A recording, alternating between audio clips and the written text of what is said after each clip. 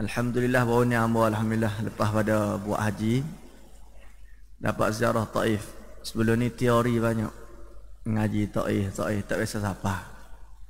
Baru ni Allah Taala tunjuk kita siapa pergi Taif. Siapa di bumi Taif pertama sekali air mata dulu. Ada.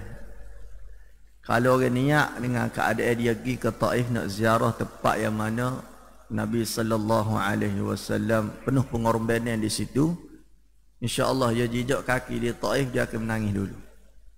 Hati dia akan rasa sebab, dia rasa sedih. Kita bayar ke balik bagaimana keadaan Nabi sallallahu alaihi wasallam keluar daripada kota Mekah dalam keadaan dihina, dicaci maki oleh kaum mereka, kaum Nabi. Nabi dengan penuh harapan nak jumpa orang Taif supaya orang Taif dapat terima dakwah Nabi. Jarak dia 100 kilo lebih. Dari riwayat sebut Nabi jalan kaki.